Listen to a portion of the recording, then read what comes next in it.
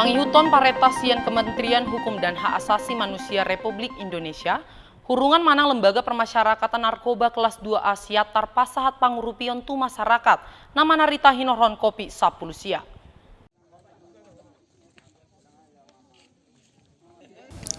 Di hari Kamis tanggal 20 sia bulan Pituna Salpu, Lembaga Permasyarakatan Narkoba kelas 2 Asia Tarna Adong di Kelurahan Pematang Raya, Kecamatan Raya Kabupaten Simalungun, pasahat pangurupion tu masyarakat godangna 44 paket.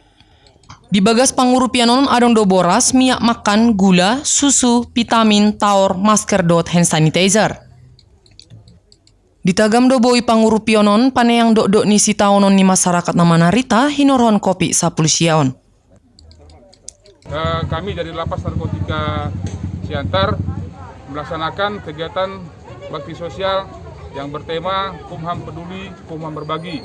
Acara ini serentak dilakukan seluruh Indonesia melalui media telekonferensi Zoom.